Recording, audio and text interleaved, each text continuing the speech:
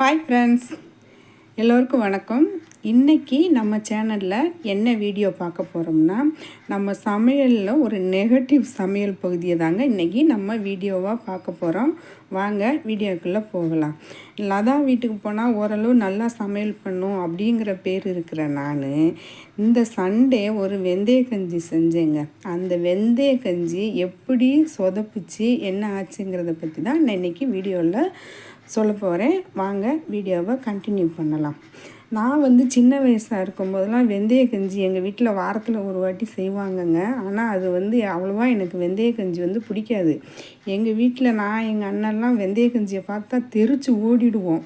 ஆனாலும் விட மாட்டாங்க. வாரத்தில் ஒரு வாட்டியாவது வெந்தய கஞ்சி செஞ்சு சாப்பிட்றது தான் சொல்லுவாங்க. அப்போ பிடிக்காமல் இருந்தேன்னா அதுக்கப்புறம் ஓரளவுக்கு வெந்தய கஞ்சி சாப்பிட ஆரம்பிச்சிட்டேன். ஆனாலும் நான் எங்கள் வீட்டில் நான் அடிக்கடி செய்கிறது கிடையாது. எப்போவுமே செய்ய மாட்டேன். எப்போயாச்சும் ஒரு நாள் தான் செய்வேன். அதே மாதிரி தாங்க சண்டே வெந்தய கஞ்சி செய்யலாமேன்னு சொல்லிவிட்டு வெந்தயம், அரிசி, பச்சரிசி கொஞ்சம், வெந்தயம் எல்லாம் போட்டு ஊற வச்சுட்டு சரி குக்கரில் வச்சிடலாம் அப்படின்னு சொல்லிட்டு வச்சு 2 விசில் இறக்குனேங்க. விசில் வந்தோடனே ஓப்பன் பண்ணி பார்த்தா அப்படியே நல்லா அடி பிடிச்சி போச்சு. நான் பேசிக்கிட்டே வச்சேன் பாருங்கள், அந்த தண்ணி அதிகமாக வைக்காமல் ஒத்துட்டேன். திறந்து பார்த்தா ஓப்பன் பண்ணால் ஒரே வெந்தயம் அந்த இதெல்லாம் குழஞ்சி போய் நல்லா அடி பிடிச்சி போயிருந்தது. வேறு என்ன பண்ணுறது, கொஞ்சம் எடுத்து பார்க்கலாம் அப்படின்னு சொல்லிட்டு பார்த்தா நல்லா அடி பிடிச்சி போயிருந்தது. சரி மேலே வாட்டமாக 2 கரண்டி மட்டும் எடுத்து வேறு ஒரு சட்டியில் போட்டு நல்லா கொலைய வேக வச்சேங்க. வேக வச்சு ஓரளவுக்கு வெந்தய கஞ்சி பதத்துக்கு கொண்டு வந்து அதுக்கப்புறம் அதில் கொஞ்சம் வெல்லம் போட்டு எல்லாம் நல்லா கிளறி தேங்காய் துருவி கொஞ்சம் போட்டேன். தேங்காயும் போட்டு இறக்கிட்டேங்க. பார்க்குறதுக்கு வெந்தய கஞ்சி பதத்துக்கு வந்துருச்சு. டேஸ்ட்டு கூட ஓரளவுக்கு நல்லா தான் இருந்தது. ஆனாலும் எங்கள் வீட்டு ஆளுங்கள்லாம் வெந்தய கஞ்சி பார்த்தாவே தெரிச்சு ஓடிடுவாங்க. ஐயோ வெந்தய கஞ்சி அப்படின்னு சொல்லிட்டு என் பையன் எனக்கு இன்னைக்கு நான் காலையில் விரதம்ப்பா, சாப்பிடவே மாட்டேன் அப்படின்ட்டான். சரி ஓகே, எங்கள் வீட்டுக்காரையாவது சாப்பிட சொல்லலான்னு பார்த்தா வெந்தய கஞ்சியா, எம்மா தாயை ஆளை விடு அப்படின்ட்டு அவங்க போயிட்டாங்க. சரி இது எப்படியாவது இந்த கஞ்சி இன்னைக்கு காலி பண்ணியே ஆகணுமே அப்படின்னு சொல்லிட்டு நானும் சாப்பிட்லான்னு சொல்லிட்டு நான் கொஞ்சம் சாப்பிட்டுட்டு மிச்சம் அப்படியே இருந்ததுங்க. எங்கள் நாத்தனாரோட பேரன், எங்கள் வீட்டுக்காரோட அக்கா பேரன் ஒருத்தன் வந்தான்.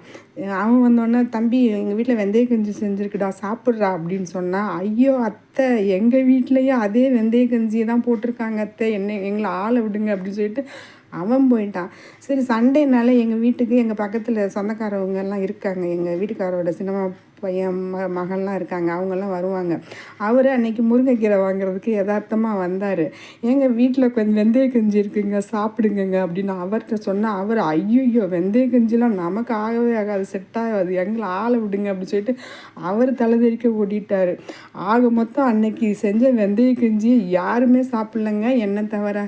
நானும் ஒரு ஒரு ஒரு 2 டம்ளர் இருக்குங்க, முடிஞ்ச வரைக்கும் நானும் குடித்தேன், சாப்பிட்டு பார்த்தேங்க. அந்த வெந்தய கஞ்சி நல்லா தான் இருந்தது. இருந்தாலும் சரி என்ன பண்ணுறது, வேஸ்ட்டாக தாங்க போச்சு. அன்றைக்கி யாருமே சாப்பிடல. நான் சாப்பிட்டது போக மிச்சம் வெந்தய கஞ்சியை நானும் வச்சு பார்த்தேன், ஒன்றும் வேலைக்கு ஆகலை. சரி என்ன பண்ணுறது, இனிமேல் அதை வேஸ்ட் பண்ணக்கூடாதுன்னு சொல்லிட்டு சாயந்தரமாக எங்கள் வீட்டுக்கு பக்கத்தில் இருக்கிற ஒரு பசுமாட்டுக்கு வச்சுட்டேங்க. இன்றைக்கி வெந்தய கஞ்சி செஞ்சு இப்படி தாங்க போச்சு. இனிமேல் நான் வெந்தய கஞ்சி செய்கிற ஐடியாவே இல்லைங்க. அதுக்கப்புறம் மத்தியானம் சாப்பாட்டுக்கு இவங்க கடைக்கு போயிட்டு ஒரு கொஞ்சம் ஊளி மீனும் சங்கரா மீனும் வாங்கிட்டு வந்தாங்கங்க. அதெல்லாம் கழுவி எடுத்துகிட்டு வந்துட்டு நல்லா மீன் குழம்பு வச்சுட்டு மீனை கொஞ்சம் ஃப்ரை பண்ணிவிட்டேன். பாதி மீனை குழம்பு வச்சுட்டு பாதி மீனை ஃப்ரை பண்ணிவிட்டு சாதம் வடித்து அன்றைக்கி மத்தியானம் சாப்பாடு சூப்பராக சாப்பிட்டு முடிச்சாச்சுங்க. ஓகே ஃப்ரெண்ட்ஸ், நான் இந்த கடந்த சண்டே காலையில் செய்த டிஃபனுக்கு வெந்தய கஞ்சி அனுபவத்தையும் அது சொதப்பிய அனுபவத்தையும் மத்தியானம் சமையல் பண்ண அனுபவத்தையும் உங்களோட ஷேர் பண்ணியிருக்கேன். இந்த வீடியோ பிடிச்சிருந்தா பார்த்துட்டு லைக் பண்ணுங்கள் ஃப்ரெண்ட்ஸ். ஓகே பாய், அடுத்த வீடியோவில் பார்க்கலாம்.